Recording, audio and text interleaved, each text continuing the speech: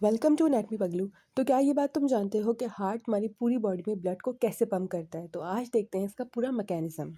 Circulatory system हमारे body का एक सिस्टम है या नेटवर्क है जो हमारे ब्लड को through out the body transport कर रहा होता है। इसके अलावा ऑक्सीजन को भी, न्यूट्रिएंट्स, न्यू हार्मोन्स को और वेस्ट प्रोडक्ट्स को भी पूरी बॉडी में ट्रांसपोर्ट करता है या एक्सक्रीट करा रहा होता है।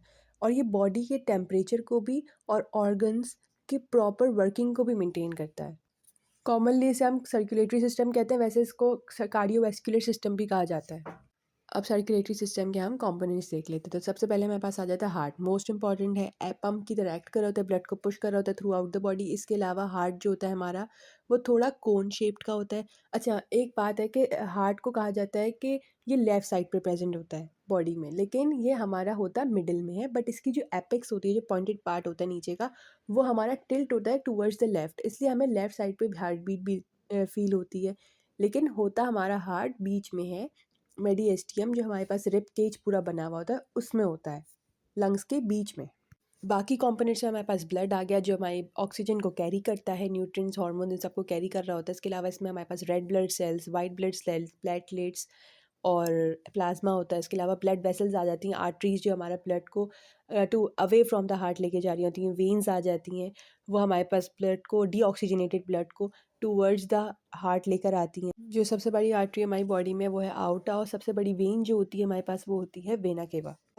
लास्ट है कैपिलरीज। तो कैपिलरीज जो है ना, ये हमारी वेन्स और आर्टरीज को कनेक्ट करती हैं। इनका मेन फंक्शन ये होता है कि गैसेज और न्यूट्रिएंट एक्सचेंज का ये काम करा रही होती है दोनों के बीच में। अच्छा, जो इस पिक्चर में रेड कलर का है वो हार्ट से हमारे पास ऑक्सीजनेटेड ब्लड आ रहा है, इसलिए आर्टरी को रेड शो किया गया है। इसके अलावा जो ब्लू है वो वेन है, चूँकि उसमें डीऑक्सीजनेटेड ब्लड है, वो जा रहा है टूवर्ड्स द हार्ट, इसलिए उसको ब्लू शो करते हैं वेन को।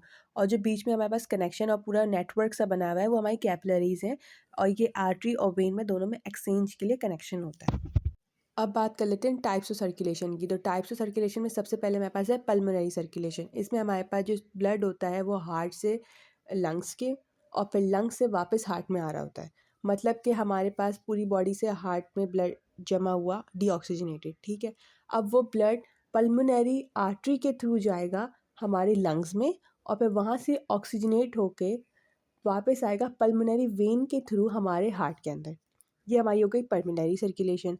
अब सिस्टमिक सर्कुलेशन में क्या होता है कि जो ऑक्सीजनेटेड ब्लड हमारी हार्ट में आया है वो पूरी बॉडी में सर्कुलेट करेगा, ये हमारी सिस्टमिक सर्कुलेशन हो गई।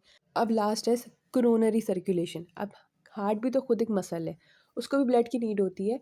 तो उसको जो सर्कुलेशन है, उसको जो ब्लड सप्लाई कर रहा होता है वो हमारे कोरोनरी सर्कुलेशन सप्लाई कर रहा होता है।